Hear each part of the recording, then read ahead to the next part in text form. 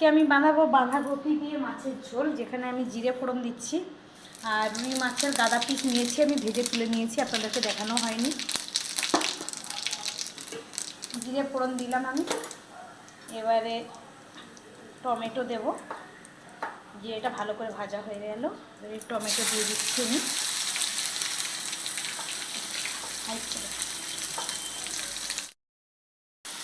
এবারে দেখুন, আমি আলুটাকে 1 ফুট দিয়ে নিয়েছি, কারণ আমি সবসময় ভাজাটা খেতে পছন্দ করি না, তার জন্য 1 ফুট তুলে জল ফেলে দিয়েছি। আলুর একটা স্মেল থাকে, সেটা চলে যায়। এরপরে দিয়ে দিচ্ছি আমি আদা বাটা। আমার মিক্সারে বাটা হয়েছে, আজকে টাইম হয়নি বাটার জন্য তুলে, তো ওই 2 চামচ মতন আদা বাটা দিয়ে দিয়েছি। আর এখানে আমি নুন দিয়ে দেবো টেস্ট অনুযায়ী।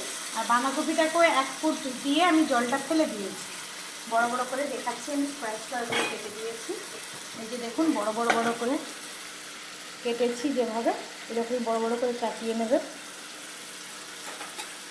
কেটে 1 ফুট দিয়ে জল ফেলে দেবে, দিলে জিনিসটা ভালো হয়, কোনো গ্যাসও হয় না।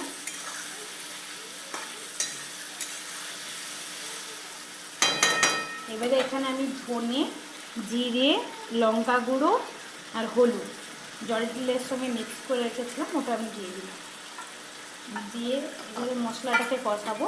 এই মশলাটা যখন আমি কষাচ্ছি, এই সময় আপনারা বাঁধাকপিটাকে অ্যাড করবেন। আমার ঘরে আসলে সবাই সবজি খেতে ভালোবাসে, বুঝতেই পারছেন। প্রত্যেকবারেই যখনই বানাই অ্যামাউন্ট বেশি থাকে, আপনাদের অ্যামাউন্ট কম বা বেশি করে নেবে। গরম প্রচণ্ড আসলে হাতে লাগছে।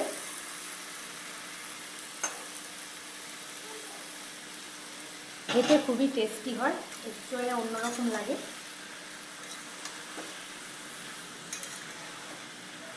যে এইভাবে আমি ভালো করে কষিয়ে দেবো। আমি একটু জল দিয়ে দিয়েছি।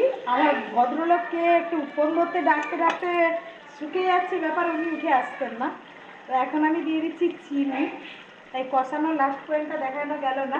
কষিয়ে জলটা শুকনো হয়ে তেল ছেড়ে যাবে, তখনই আপনারা জলটা অ্যাড করবেন। আর সবসময় গরম জলটা অ্যাড করার চেষ্টা করবেন ঝোলে, তাহলে খুব ভালো টেস্ট আসে। এই দেখুন, 1.5 বাটি মতন আমি জল দিলাম। গরম জলটাই দিয়েছি, বুঝতে পারছেন সঙ্গে সঙ্গে ফুটছে। এইভাবে আপনারাও গরম জলই দেবেন, খুব ভালো টেস্ট হয় তাতে। আমি একটু মিষ্টি দিলাম, আপনাদের অপশন, মিষ্টি দেবেন দেবেন না। দিয়ে আমি এবারে 5 মিনিটের জন্য ঢাকা দিয়ে দেবো। ঝাল তো কম দিয়েছি, তার জন্য আরও 2-3টে লঙ্কা দিয়ে দিলাম। 3টে নয়, আমি 4টে লঙ্কা দিয়ে দিচ্ছি। যদি কারোর দরকার পড়ে সে ডলে নিতে পারবে, কারণ বাচ্চা থাকলে বিশেষ করে আমরা 1 গাদা ঝাল দিতে পারি না, বাচ্চা খেতে পারবে না। বাড়িতে বাচ্চা যদি ভালোভাবে না খায়, আর বড়দের খাওয়ার সেরকমই, মা বাবা বিশেষ করে, মা বাবার কথা বলতে পারছি না, মায়েদের মন শান্তি হয় না। এই জন্য আমি এরকমই করি। আপনারা আপনাদের পছন্দ অনুযায়ী ঝালটা মেনটেন করবেন।